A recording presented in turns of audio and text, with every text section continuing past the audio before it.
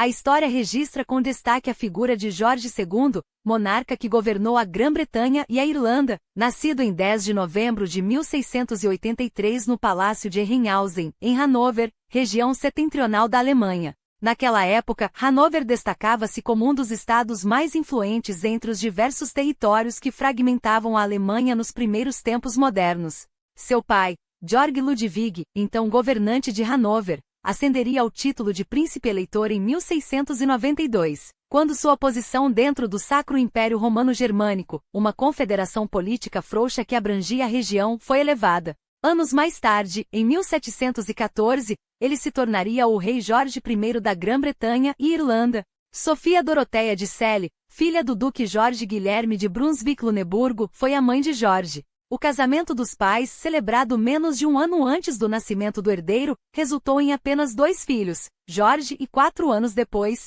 uma filha batizada com o mesmo nome da mãe. No entanto, a infância do futuro rei foi marcada por um ambiente familiar conturbado. A união dos pais, já instável, tomou um rumo dramático quando Jorge tinha entre 10 e 11 anos. Separados há tempo, o pai descobriu que Sofia mantinha um caso com o conde sueco Felipe Cristóvão von Königsmarck. A reação foi implacável. Em 1694, ela foi confinada no castelo de Celle, onde permaneceu por mais de 3 décadas, até sua morte em 1726. Jorge nunca mais reviria a mãe, e esse distanciamento forçado alimentaria, anos depois, as tensões em seu relacionamento com o pai. Após o afastamento da mãe, o jovem príncipe foi criado principalmente sob os cuidados dos avós paternos. Sua educação ficou a cargo de preceptores, com destaque para Johann Ilmar Holstein, responsável por seu domínio de idiomas. Jorge tornou-se fluente em alemão, francês, inglês e italiano, além de ter noções de latim. Seu interesse, porém, voltava-se especialmente para a história e a arte da guerra, e ele não hesitaria em provar seu valor em campo de batalha. Em 2 de setembro de 1705, casou-se com Carolina, filha do margrave João Frederico de Brandenburg-Ansbach, na Alemanha Oriental. A união surgiu após tentativas frustradas de um acordo matrimonial com a Suécia, que pretendia casar Jorge com Hedwig Sofia, filha do rei Carlos XI. Carolina, apenas 8 meses mais velha que o marido, logo lhe deu filhos. O primogênito Frederico, nascido em janeiro de 1707, seria seu herdeiro por quase meio século. Entre 1709 e 1724, vieram 5 filhas, Ana, Amélia, Carolina, Maria e Luísa, e mais 2 meninos, Jorge Guilherme, que faleceu ainda bebê, e Guilherme Augusto. Apesar das perdas, incluindo 2 abortos e um natimorto, a maioria dos filhos teve vida longa. O casamento, embora sólido para os padrões da época, tinha suas particularidades. Jorge e Carolina mantinham um vínculo de confiança, mas isso não o impedia de cultivar amantes ao longo de mais de 3 décadas de união. Mesmo assim, ele demonstrou repetidas vezes sua fé na esposa, nomeando-a sua representante em England durante ausências oficiais nas décadas de 1720 e 1730. Sua integração à sociedade inglesa começou em 1706, quando foi naturalizado cidadão e agraciado com a Ordem da Jarreteira, uma das mais prestigiosas condecorações do reino. Pouco depois recebeu o título de Duque de Cambridge, um movimento estratégico que antecipava a ascensão da dinastia Hanover ao trono britânico. Nesse mesmo período, envolveu-se na Guerra de Sucessão Espanhola, conflito deflagrado em 1701 pela disputa pelo trono espanhol após a extinção da linhagem direta dos Habsburgos. França e Áustria apresentavam candidatos rivais, e a disputa logo se transformou em uma guerra continental. Hanover, aliada à Áustria por laços dinásticos, os Habsburgos austríacos praticamente lideravam o Sacro Império, participou do conflito com cautela. Jorge, no entanto, era um entusiasta da vida militar. Em 11 de julho de 1708, lutou ao lado de britânicos e austríacos na decisiva Batalha de Oudenaarde, nos Países Baixos espanhóis, perto de Bruxelas.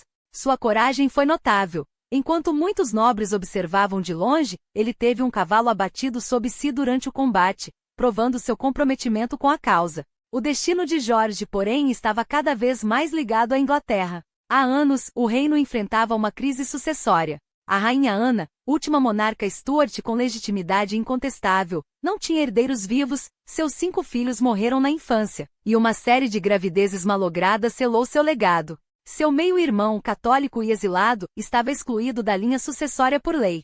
Assim, o pai de Jorge, descendente da neta de Jaime I, que reinou entre 1603 e 1625, emergiu como o herdeiro mais viável. Quando Ana faleceu em 1º de agosto de 1714, Georg Ludwig foi coroado Jorge I, e seu filho passou a ser o próximo na linha de sucessão. A transição não foi simples. O novo rei mal falava inglês, e os primeiros anos de Jorge na Inglaterra foram marcados por desafios. Sua relação com o pai, já tensa, deteriorou-se ainda mais após 1714, quando assumiu o título de Príncipe de Gales. A popularidade de Jorge contrastava com a frieza do pai, que preferia uma corte austera e o isolamento à pompa tradicional. O estopim para um rombo definitivo ocorreu em 1717, durante o batizado de seu filho Jorge Guilherme, que morreria 3 meses depois. A insistência do rei em nomear o Duque de Newcastle como padrinho, contra a vontade do filho, acendeu uma disputa que ecoaria por anos. A nomeação de Newcastle como padrinho, contra a vontade de Jorge, não ficou apenas na discordância silenciosa. O clima de tensão explodiu durante a própria cerimônia, quando um comentário inflamado do príncipe levou o duque a interpretar, ou fingir interpretar, a situação como um desafio para um duelo. O escândalo foi instantâneo. Em um acesso de fúria desproporcional, Jorge I expulsou o filho, a nora e os netos do palácio de St. James, lançando um ultimato humilhante à corte. Quem permanecesse leal ao príncipe de Gales estaria automaticamente banido de seu círculo. Era uma demonstração de autoridade tão excessiva quanto reveladora. O rei, afinal, sabia que sua popularidade nunca igualaria a do herdeiro, e a medida soava mais como um grito de desespero do que como um ato de força. A reconciliação, quando veio em abril de 1720, foi um acordo frio, uma trégua por conveniência, não por afeto. Mesmo assim, os últimos anos do reinado de Jorge I transcorreram sob a sombra de um ressentimento mútuo, até que a morte o surpreendeu em 11 de junho de 1727, durante uma de suas habituais viagens a Hanover. O detalhe simbólico e revelador não passou despercebido. O corpo foi levado para ser enterrado na Alemanha, não na Inglaterra, como se o monarca jamais tivesse se sentido verdadeiramente britânico. Mas o episódio mais intrigante viria a seguir. Ao chegar a Londres a notícia de sua morte, o testamento do rei foi apresentado em uma reunião do conselho. Jorge II, sem cerimônia, apoderou-se do documento, que jamais voltaria a ser visto. Rumores e especulações se multiplicaram. Sabia-se que cópias haviam sido deixadas no continente, mas, naquele momento, eram inacessíveis. Historiadores depois descobririam que o testamento provavelmente continha uma cláusula explosiva. Ao morrer Frederico, o príncipe de Gales e herdeiro de Jorge II, os territórios de Hanover seriam separados da coroa britânica, passando a outro ramo da família. Era uma manobra para garantir que o poder hanoveriano não ficasse concentrado em um único monarca, e Jorge II não tinha a menor intenção de permitir que o pai, mesmo morto, ditasse o futuro de seu reinado. Se destruiu o documento ou se perdeu de forma conveniente, ninguém jamais soube ao certo. A coroação, em 11 de outubro de 1727, foi um evento apressado e de orçamento modesto, mas marcado por um detalhe que imortalizaria o reinado: a música de Georg Friedrich Händel. Zadok de Priest, composta para a ocasião, ressoaria em todas as coroações seguintes, transformando-se em um hino de continuidade dinástica. Jorge subia ao trono em um momento decisivo. Séculos antes, a Inglaterra era uma potência secundária, ofuscada pelos Habsburgos e pela República Holandesa. Mas o século XVIII encontrava o país em plena ascensão. Colônias na América do Norte, ilhas açucareiras no Caribe, o domínio comercial da Companhia das Índias Orientais e uma marinha que já havia suplantado a holandesa em 3 guerras. Agora, o verdadeiro rival era a França, e a disputa pelo poder europeu se arrastaria por tão frequentes conflitos entre 1689 e 1815 que historiadores batizaram o período de Segunda Guerra dos 100 Anos. Jorge II não seria um mero espectador desse embate. Seu reinado de 33 anos testemunharia a inversão do jogo. A França, antes dominante, veria seu prestígio minguar, enquanto a Grã-Bretanha consolidava sua hegemonia. E embora o rei não fosse um obsessivo pelos detalhes da administração, seu interesse por política, especialmente a externa, era agudo. Afinal, em metade de seu reinado, o país esteve em guerra. As longas horas dedicadas à caça e aos passatempos aristocráticos não o impediam de discutir estratégias com Robert Walpole, o primeiro-ministro de facto e o mais duradouro da história britânica até então. Doméstica, porém, a atenção era mínima. Delegava sem remorsos, confiando que Walpole e seus pares cuidariam dos assuntos internos enquanto ele se ocupava do que realmente importava, o tabuleiro europeu. Mas quem era, afinal, o homem por trás da coroa? As cartas e diários da época, bem mais abundantes que nos séculos anteriores, revelam um monarca de contrastes. Era um rei ativo, mas não metódico, interessado, mas não minucioso, um homem que governava sem se deixar consumir pela burocracia. E graças a testemunhas como John Hervey, secretário de Walpole, sabemos também dos bastidores menos nobres. Seus casos extraconjugais eram conhecidos, mas conduzidos com uma formalidade quase ridícula. As amantes, como a condessa de Suffolk, Henrietta Howard, ou a condessa de Deloraine, Mary Scott, esta última famosa por exalar um cheiro permanente de vinho espanhol, eram recebidas com a mesma pompa reservada a embaixadores estrangeiros. A crueldade, porém, não faltava. Quando decidiu dispensar a condessa de Suffolk por considerá-la velha e surda, foi a rainha Carolina quem interveio para salvar a mulher da humilhação pública. O humor na corte era tão infantil quanto cortante. Tirar a cadeira de alguém no momento em que ia sentar, fazendo-o despencar no chão, era considerado o auge da comicidade. Mas o traço mais temido de Jorge II era seu temperamento. Acessos de raiva o levavam a arremessar a peruca pelo ar, chutá-la pelos aposentos reais e praguejar em um alemão gutural, ou então a se trancar em um mutismo ofensivo por dias, punindo com silêncio quem ousasse desagradá-lo. Era esse o soberano que, em 1727, assumia um trono já limitado pelas transformações constitucionais dos séculos anteriores. Desde a Magna Carta até a Revolução Gloriosa de 1688, o poder real havia sido progressivamente contido. No século XVIII, o monarca ainda detinha influência, mas o parlamento era a verdadeira força motriz do país. Jorge II, porém, soube navegar esse novo equilíbrio, não como um tirano, mas como um jogador astuto, que entendia quando ceder e quando impor sua vontade. E enquanto a Europa ardia em guerras e a Grã-Bretanha se expandia além-mar, ele reinaria não como um rei absoluto, mas como o arquiteto de uma monarquia que aprenderá a governar sem governar tudo. Não era no cotidiano dos assuntos políticos que Jorge II deixava sua marca mais profunda. Seu verdadeiro poder residia na arte da nomeação, escolher os homens que ocupariam os postos mais altos do governo e equilibrar, com mão firme, as ambições rivais dos dois grandes partidos que dividiam a nação.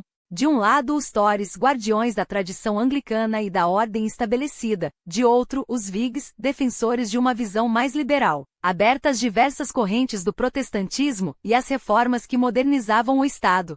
E foi justamente sob a égide dos Whigs que os primeiros anos de seu reinado se desenrolaram, com o nome à frente de tudo, Robert Walpole. Walpole não era apenas o primeiro-ministro de fato, era o arquiteto de uma era. Quando Jorge subiu ao trono, o veterano estadista já governava há anos e o rei, longe de desafiá-lo, soube reconhecer nele a habilidade necessária para manter a máquina do Estado em movimento. Por mais de 2 décadas, Walpole permaneceu no poder, tecendo alianças, acalmando dissensões e transformando a política em uma arte de governar sem sobressaltos.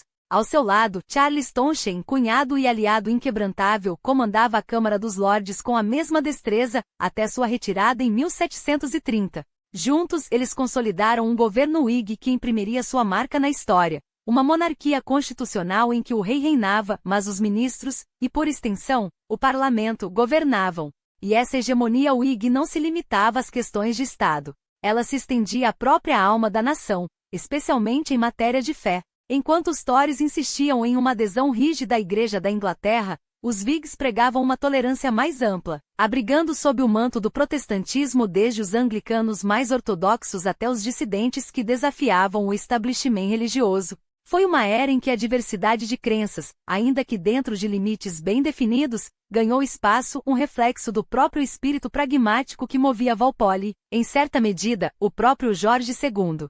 Os anos sob Walpole transcorreram em relativa tranquilidade, pelo menos até que as tensões externas voltassem a ferver. Em 1727, a Espanha, ainda a lamber as feridas da perda de Gibraltar na Guerra da Sucessão Espanhola, iniciou um cerco ao rochedo estratégico. A resposta britânica foi rápida, mas limitada, uma guerra breve confinada a escaramuças no Caribe e a um desfecho tão discreto quanto seu início. Em 1729, O conflito não alterou o tabuleiro geopolítico, mas serviu como um aviso e a Europa não havia esquecido suas rivalidades, e a Grã-Bretanha, mesmo sob a batuta pacificadora de Walpole, não poderia se furtar a elas por muito tempo. Enquanto isso, no fronte diplomático, o primeiro-ministro orquestrava uma aproximação cada vez mais estreita com a Áustria, um movimento que encontrava eco nos próprios interesses de Jorge II. Afinal, como príncipe eleitor de Hanover, o rei tinha laços profundos com o Sacro Império Romano-Germânico, e uma aliança com Viena não era apenas uma questão de Estado, mas também de sangue e tradição. No entanto, mesmo com a França a espreitar qualquer sinal de fraqueza, Walpole conseguiu manter a Grã-Bretanha fora da Guerra da Sucessão Polonesa, na metade da década de 1730, uma prova de que, quando conveniente, a prudência podia superar o instinto belicoso. Em casa, o reinado de Jorge II era marcado menos por grandes reformas e mais pela consolidação de um Estado que, aos poucos, se tornava mais burocrático, mais previsível. As leis que passavam pelo parlamento não tratavam de revoluções, mas da administração meticulosa do cotidiano, impostos sobre a terra para sustentar a coroa, regulamentações sobre o comércio de chapéus, normas para a poda de sebes às margens das estradas reais. Era a política do detalhe, o governo da rotina, e, no entanto, era nesse aparente tédio que se forjava a modernidade britânica. Mas nem mesmo a habilidade de Walpole poderia conter as tempestades que se avolumavam no horizonte pessoal do rei. E a maior delas tinha um nome, Frederico. O príncipe de Gales havia sido deixado para trás na Alemanha quando a família Hanover subiu ao trono britânico. 14 anos separaram pai e filho, e quando Frederico finalmente desembarcou em Londres, em 1727, era um estranho para Jorge II, e pior, um estranho com ambições próprias. O que começou como uma relação tensa logo se transformou em um abismo. O estupim veio em 1737, quando Frederico, recém-casado com Augusta de Saxe-Gotha, apelou diretamente ao parlamento para aumentar sua mesada, sem sequer consultar o pai. Para Jorge foi uma traição inaceitável, um eco doloroso de sua própria rebelião contra Jorge I, 2 décadas antes. A resposta foi tão explosiva quanto previsível. O rei expulsou o filho e a nora de St. James Palace, cortando laços com uma frieza que só o tempo, e a morte, poderiam amenizar. Os rumores não demoraram a circular. Jorge II, diziam, planejava deserdar Frederico em favor de seu irmão mais novo, Guilherme, duque de Cumberland, com quem mantinha uma relação muito mais harmoniosa. A sombra dessa possibilidade pairaria sobre os anos seguintes, envenenando ainda mais um vínculo já irreparável. E então, como se o peso de um herdeiro rebelde não bastasse, a tragédia pessoal bateu à porta do rei. Em novembro de 1737, a rainha Carolina, sua companheira de décadas, sucumbiu a uma hérnia que lhe arruinou as entranhas. Seu casamento não fora um conto de amor, as infidelidades de Jorge eram notórias, e no entanto, quando a morte a levou, o rei desmoronou. Em seu leito de agonizante, Carolina extraiu dele uma promessa, que não se casaria novamente. E Jorge, contra todas as expectativas de um homem acostumado a impor sua vontade, cumpriu-a. Mas o luto não poderia deter o curso da história. Enquanto o rei enterrava sua rainha no continente, os tambores de guerra voltavam a rufar. Em 1739, a Grã-Bretanha mergulhou em mais um conflito com a Espanha, desta vez, sob um pretexto tão absurdo quanto revelador: a Guerra da Orelha de Jenkins. O incidente que deu nome ao conflito, o corte da orelha de um marinheiro britânico por corsários espanhóis, 8 anos antes, era pouco mais que uma desculpa conveniente. O verdadeiro objetivo? Expandir o domínio britânico no Caribe, onde o açúcar e o comércio escravo prometiam fortunas. O que começou como uma escaramuça colonial, no entanto, logo se transformaria em algo muito maior.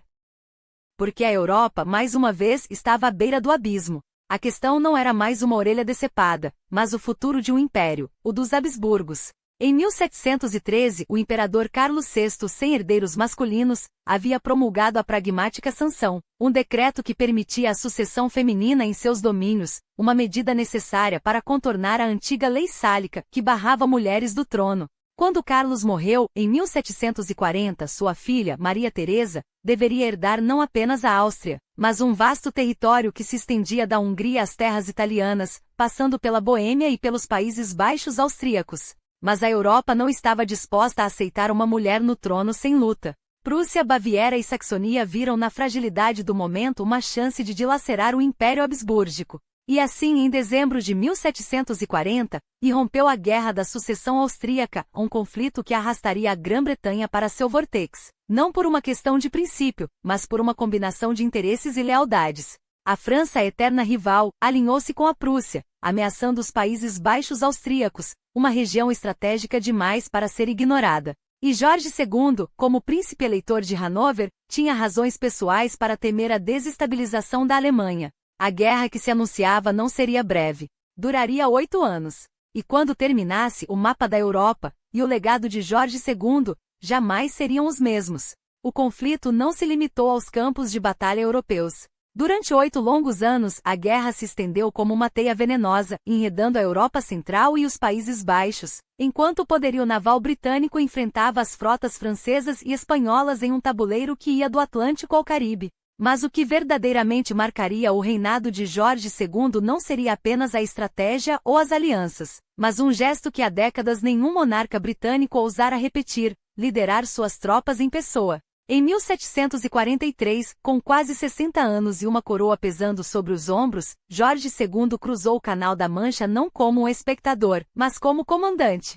Não era um jovem príncipe ávido por glória, mas um rei que entendia que naquele momento, seu lugar não estava nos salões de Saint-James, mas nas planícies do Reno, ao lado dos soldados que juraram lealdade à sua bandeira. Ali nas margens do rio Main, perto de Mainz, ele se posicionaria à frente de um exército anglo-austríaco de mais de 30.000 homens, enfrentando uma força francesa menor, porém letal. A Batalha de Dettingen, travada em 27 de junho daquele ano, não seria lembrada por sua grandiosidade tática, duraria apenas algumas horas, com os franceses recuando em desordem quando uma ponte desabou sob seus pés, afogando centenas no rio. Mas o símbolo era inegável: um rei que não delegava a outros o fardo da guerra, que arriscava a própria vida pelo império. O respeito que isso lhe rendeu em casa foi imediato. Pela primeira e última vez na história moderna, um monarca britânico reinante lideraria suas tropas em campo. Mas Dettingen, apesar do brilho momentâneo, não alteraria o curso de uma guerra que já se arrastava para um impasse esgotante. França, Áustria e Grã-Bretanha estavam presas em um ciclo de batalhas inconclusivas, com os cofres de cada nação sangrando mais a cada campanha. Até que em 1746, até mesmo os mais obstinados começaram a admitir o óbvio: a guerra não tinha vencedor, apenas perdedores. As negociações de paz se arrastaram por 2 anos, atoladas na teimosia austríaca de não ceder a Silésia, aquela joia estratégica, rica em minas e rotas comerciais, que Frederico o Grande da Prússia exigia como preço pela paz. Os britânicos, porém, tinham seus próprios cálculos. Para eles, o custo de prolongar o conflito superava qualquer benefício. Com uma combinação de pressão diplomática e promessas de reconhecimento internacional para Maria Teresa, conseguiram forçar Viena a engolir o orgulho. Em outubro de 1748, o Tratado de Aix-la-Chapelle foi finalmente assinado. A Silésia ficaria prussiana. A Áustria, humilhada, veria sua aliança secular com a Grã-Bretanha ruir como um castelo de cartas. Quando a próxima guerra estourasse, antigos aliados estariam em lados opostos. Mas a Guerra da Sucessão Austríaca não foi apenas um conflito europeu. Foi também um prelúdio sombrio do que viria a definir e manchar o legado britânico no século XVIII, a expansão colonial e o comércio que a sustentava. E nenhum comércio era tão lucrativo nem tão brutal quanto o tráfico de escravos. Aqui reside uma das ironias mais amargas da história. Enquanto as luzes do iluminismo começavam a brilhar sobre a Europa, iluminando caminhos para a razão e a liberdade, o Atlântico se transformava em uma vala comum de corpos e sonhos quebrados. E a Grã-Bretanha, com seus portos como Liverpool e Bristol enriquecendo a cada navio negreiro que zarpava, estava no centro desse inferno. Jorge II não foi um mero observador, foi um protagonista. Como governador da Companhia do Mar do Sul, cargo que herdara do pai e que passaria ao filho, ele supervisionou uma máquina de exploração que, entre 1727 e 1760, arrancou dezenas de milhares de africanos de suas terras e os lançou no porão dos navios rumo ao cativeiro. Não era um negócio abstrato para o rei. Ele expressava apoio público ao tráfico e suas próprias possessões nas Índias Ocidentais, onde a coroa tinha interesses diretos, dependiam do trabalho escravo. A riqueza que fluía para os cofres hanoverianos estava, em parte, tingida de sangue. Enquanto a guerra na Europa se arrastava, outro conflito, mais íntimo e perigoso, ameaçava derrubar a própria dinastia. Os jacobitas, aqueles que ainda sonhavam com o retorno dos Stuarts, expulsos em 1688 por sua fé católica, viram na instabilidade do momento sua última chance. Em 1745, Carlos Eduardo Stuart, o jovem pretendente neto de Jaime II, desembarcou na Escócia com uma promessa: reconquistar o trono que seu avô perderá. E pela primeira vez, os clãs escoceses não estavam sozinhos. Nobres poderosos como os duques de Perth e Atholl juraram apoio. Em questão de semanas, Edimburgo caiu. Em seguida, as tropas jacobitas marcharam para o sul, penetrando em território inglês até Derby, a menos de 200 quilômetros de Londres. O pânico se instalou. Se os jacobitas conseguissem recrutar os católicos do norte da Inglaterra, como Carlos Eduardo jurava que fariam, a coroa de Jorge II poderia desabar. Mas a promessa era vazia. Os reforços não vieram. E quando as forças leais ao rei, comandadas por seu filho mais novo, Guilherme, duque de Cumberland, esmagaram os rebeldes em Culloden, em abril de 1746, não foi apenas uma batalha que terminou. Foi um sonho. Carlos Eduardo fugiu vivo, mas quebrado. Passaria os próximos 40 anos no exílio, alimentando ilusões de um retorno que nunca viria. Os jacobitas, por sua vez, foram dizimados, não apenas em combate, mas por uma repressão tão implacável que seu nome se tornaria sinônimo de traição esmagada. A paz, quando chegou, não trouxe alívio. Em 1751, a morte súbita de Frederico, príncipe de Gales, abalou a já frágil estrutura da sucessão. Um golpe de bola durante uma partida de cricket, algo tão trivial, bastou para ceifar a vida do herdeiro ao trono aos 44 anos. Se foi um abscesso no pulmão ou uma embolia, como sugerem estudos recentes, pouco importava. O fato é que de um momento para outro, o futuro da dinastia pendia por um fio. Alguns especularam que o Duque de Cumberland, o vencedor de Culloden, poderia agora ser o herdeiro. Mas Jorge II, apesar de seu ódio declarado pelo filho morto, não cogitou subverter a ordem natural. O neto, o jovem príncipe George, então com apenas 12 anos, foi confirmado como próximo na linha. Afinal, um rei que sobrevivera a guerras, rebeliões e traições sabia que no jogo do poder, até mesmo os laços de sangue podiam ser armadilhas. E ele não pretendia deixar seu legado nas mãos do acaso. O rei que passará décadas governando com pragmatismo frio e uma indiferença quase provocativa pelas artes e pelas letras tenha se deixado envolver por dois gestos que, à primeira vista, pareciam destoar completamente de sua personalidade. O primeiro deles foi a fundação, em 1752, da British Museum, um empreendimento que para muitos de seus contemporâneos, soava como um capricho excêntrico de um monarca que jamais demonstrara interesse por livros, relíquias ou qualquer coisa que não pudesse ser caçada, jogada ou conquistada pela força. E no entanto foi com seu aval real que o parlamento aprovou a compra da coleção do médico e naturalista Sir Hans Sloane, transformando-a no núcleo de uma instituição que, nas palavras do próprio ato de fundação, deveria ser para o uso e benefício do público. Alguns atribuíram a decisão à influência de sua esposa, a Rainha Carolina, cujo gosto refinado contrastava com a rusticidade do marido. Outros, mais cínicos, sugeriram que era uma manobra política para apaziguar a elite intelectual londrina, cada vez mais vocal. Mas a verdade é que mesmo um homem como George II, cuja ideia de cultura se resumia a trocar piadas grosseiras nos salões de Kensington, compreendia o poder simbólico de um museu nacional. Em um império que se expandia além mares, onde cada vitória militar era seguida por saques de artefatos e tesouros, o British Museum não era apenas um repositório de curiosidades. Era um monumento à supremacia britânica, uma declaração de que até mesmo a erudição poderia ser dominada, catalogada e exibida como troféu. O segundo gesto, ainda mais inesperado, veio em 1757, quando o rei, já aos 74 anos, com a saúde minada pela gota e pelos excessos de uma vida pouco moderada, surpreendeu a corte ao encomendar um retrato oficial que o retratasse não como um monarca em trajes de estado, mas como um pater familias, rodeado pela família em um cenário íntimo e quase burguês. A obra, pintada por Jean-Baptiste Van Loo, mostrava George II ao lado da rainha Carolina, já falecida havia uma década, seus filhos e netos, incluindo o jovem príncipe de Gales, futuro Jorge III. Era uma imagem deliberadamente sentimental, um contraste gritante com os retratos marciais que povoavam as galerias reais. Alguns interpretaram o quadro como um sinal de arrependimento tardio, uma tentativa de reconciliar-se com a memória de uma esposa que ele, em vida, tratara com uma mistura de afeto e indiferença.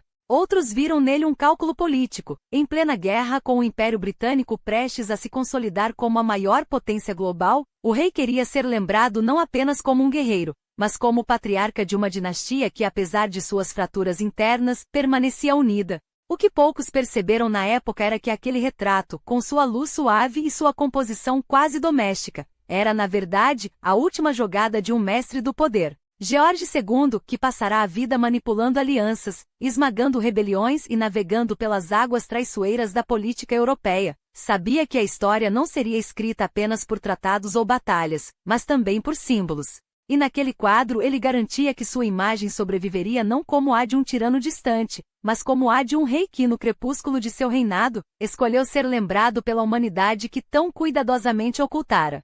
Mas se o legado de George II na cultura britânica foi construído com a elegância de um colecionador que, paradoxalmente, pouco se interessava pelo que colecionava, sua influência no destino do império foi forjada com a precisão de um estrategista que jamais pisou nos campos onde suas decisões ecoariam por séculos. Porque enquanto a Europa se consumia nas chamas da Guerra dos 7 Anos, um conflito que devorava recursos e vidas do Atlântico aos Urais, o rei observava, ou talvez apenas assinava, os despachos que selavam o futuro de um subcontinente a milhares de quilômetros de distância. E foi ali, nas planícies úmidas de Bengala, que o Império Britânico encontrou sua primeira grande virada, não por um decreto real, mas pela audácia de um homem que George jamais conheceu pessoalmente, Robert Clive. Imagine a cena. O jovem clerc de Shropshire, enviado à Índia para escapar da pobreza ou da desonra. As versões variam, mas o destino não, transformando-se no arquiteto de um império comercial que em poucas décadas se metamorfosearia em dominação política.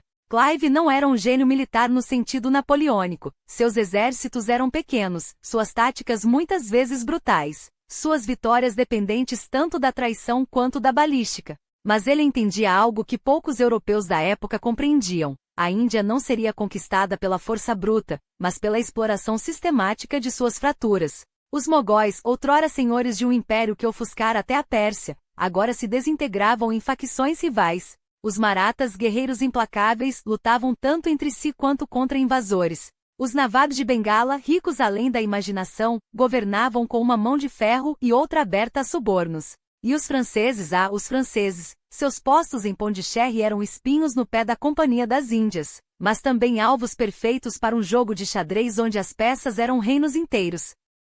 Quando a Guerra dos 7 Anos irrompeu na Europa em 1756, a Índia tornou-se seu palco secundário, mas não menos decisivo. E foi em Plassey, em junho de 1757, que Clive escreveu o primeiro ato do drama que transformaria uma companhia de comerciantes em senhora de um subcontinente. Não foi uma batalha épica nos moldes de Waterloo ou Agincourt, apenas 750 soldados britânicos, apoiados por 2.000 cipaios, enfrentando um exército bengali 50 vezes maior. Mas a superioridade tecnológica, os canhões britânicos, e a superioridade psicológica, a corrupção que já minava o campo inimigo fizeram o resto. Em poucas horas, o Nawab de Bengala, Siraj ud-Daula, viu seu exército desmoronar não pela espada, mas pela traição de seu próprio general, Mir Jafar, comprado com promessas de ouro e poder. Quando a poeira baixou, Clive não apenas havia vencido uma batalha, havia ganhado um reino. E aqui reside o gênio sombrio da expansão britânica na Índia. Não foi um império construído pela glória, mas pela burocracia. Não por reis, mas por contabilistas e soldados de fortuna. Quando as notícias de Plassey chegaram a Londres, meses depois, carregadas por navios que contornavam o Cabo da Boa Esperança, os acionistas da Companhia das Índias devem ter sentido o gosto do ouro nas línguas. George II, porém, permaneceu em silêncio. Não há registros de celebrações reais nem discursos inflamados. Talvez porque, no fundo, ele soubesse que aquele não era um triunfo seu, mas o início de algo muito maior e muito mais perigoso. Um império que nascia não pelo desenho de um monarca, mas pela ambição desregulada de uma corporação. Nos anos que se seguiram, a companhia avançou como um vírus, silenciosa, implacável, multiplicando-se nas fraturas do poder local. Os franceses foram expulsos. Os marathas, depois de décadas de guerras intermitentes, foram domados. Delhi caiu em 1803, mas a Índia já estava perdida muito antes, perdida para um sistema que transformava terras em lucro, culturas em commodities, e pessoas em números em um livro-razão. Quando o Rai foi formalmente proclamado em 1858, depois que os cipaios se rebelaram contra a ganância que os oprimia, George II já estava morto havia um século. Mas a semente havia sido plantada em seu reinado, a ideia de que um império não precisava de um imperador para crescer. Bastava uma assinatura real em um documento, um homem ambicioso no lugar certo, e a disposição de explorar cada brecha, cada fraqueza, cada oportunidade. Hoje, olhamos para trás e vemos Plassey como ponto de partida de um domínio que duraria 2 séculos. Mas na época deve ter parecido apenas mais um relato distante, mais um despacho a ser arquivado entre os papéis que George II tão prontamente doava ao British Museum, como se, mesmo na construção de um império, ele preferisse ser lembrado não pelo que conquistou, mas pelo que preservou. Ou talvez, no crepúsculo de seu reinado, já pressentisse que o verdadeiro poder não estava em governar, mas em permitir que outros governassem em seu nome. O governo britânico ainda precisaria assumir um controle mais direto sobre a administração daquelas terras, mas as sementes do domínio imperial já haviam sido plantadas nos últimos anos do reinado de George II, anos marcados não pela glória fácil, mas pela guerra silenciosa e persistente que redefiniria o destino de nações. A década final de seu governo foi consumida pelo conflito com a França, uma luta que, após uma série de reveses e impasses humilhantes, começou a virar a favor da Grã-Bretanha a partir de 1758. Não foram vitórias espetaculares que decidiram o curso da história, mas sim uma estratégia implacável de desgaste, incursões navais ao longo da costa francesa, aparentemente sem grande significado tático, obrigaram Paris a desviar tropas e recursos para defender vilarejos e portos secundários, esvaziando os cofres e as fileiras de um exército que poderia ter sido empregado em frentes mais decisivas. Enquanto isso, no Atlântico e além, a Marinha Britânica avançava com uma precisão cirúrgica.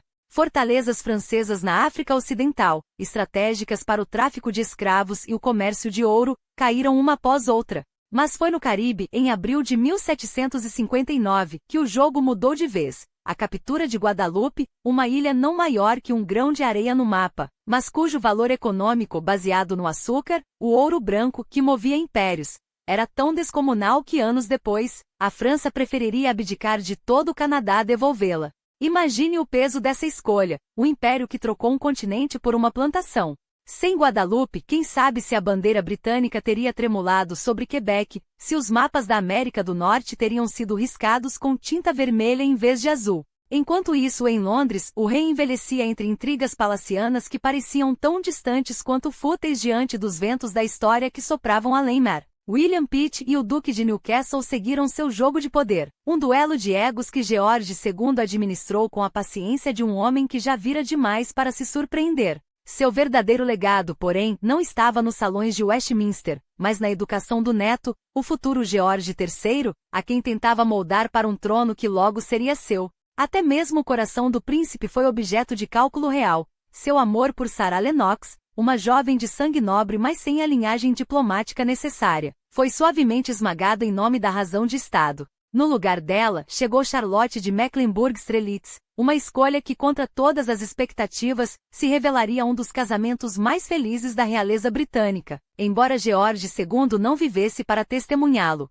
Quando a morte veio, chegou sem aviso. Nos últimos anos, o rei era uma sombra de si mesmo, surdo de um ouvido, cego de um olho, um velho de 70 e tantos anos em uma época em que chegar aos 50 já era uma vitória. Mas não foi a idade que o derrubou, e sim o capricho cruel da biologia. Na manhã de 25 de outubro de 1760, após tomar seu chocolate quente em Kensington, ele se dirigiu ao seu Close Stowe, um detalhe tão prosaico quanto trágico para um homem que havia governado um império. O estrondo que se seguiu não foi o de um trono caindo, mas de um corpo. Encontrado caído no chão, foi levado à cama, onde a aorta rompida selou seu destino em questão de minutos. Morreu aos 76 anos, ou 77, dependendo de qual calendário se consultasse, já que a Grã-Bretanha ainda ajustava suas datas às de Hanover, sua terra natal. Seu funeral em Westminster Abbey, em 11 de novembro, foi o último de um monarca naquele local sagrado. Dali em diante, os reis seriam enterrados em Windsor, como se o próprio George, em sua derradeira ordem, tivesse decretado o fim de uma era. E no entanto, sua sombra se estendeu por décadas. A Companhia das Índias Orientais, aquele monstro corporativo que agia como Estado dentro do Estado, continuou sua marcha voraz pelo subcontinente indiano, devorando territórios e tecendo as primeiras tramas do que seria o Raj britânico. O Tratado de Paris, em 1763, confirmaria o que as batalhas já haviam decidido: a França abandonava o Canadá, e a língua inglesa ganhava um continente. Mas nem tudo era triunfo. Entre os papéis que George II deixou sobre a mesa estava uma dívida não paga, não em libras, mas em lealdade. As 13 colônias cujos filhos haviam sangrado ao lado dos soldados britânicos contra franceses e nativos, receberam em troca pouco mais que desdém. 15 anos depois de sua morte, aquelas mesmas colônias estariam em armas, e a Declaração de Independência que ecoou em 1776 foi, em parte, o epílogo de erros semeados em seu reinado. Por séculos, a história julgou George II com severidade. Os Memórias de John Hervey, publicadas quase um século após sua morte, pintaram-no como um tirano vulgar, um homem de apetites grosseiros e inteligência limitada, mais afeito a xingamentos do que a estratégias. Mas o tempo, como sempre, revisou o veredicto. Hoje reconhece-se nele um equilibrista político que manteve a Grã-Bretanha no caminho da ascensão enquanto a França cambaleava. Seu reinado não foi brilhante, mas foi sólido, e às vezes, na construção de impérios, a solidez vale mais que o brilho. Afinal, foi sob seu cetro que a Grã-Bretanha deu os primeiros passos para se tornar o poder que dominaria o século seguinte. Um homem Flaved sem dúvida. Um rei subestimado, quase certamente. E no final das contas, um arquiteto involuntário de um mundo que ainda carregamos conosco.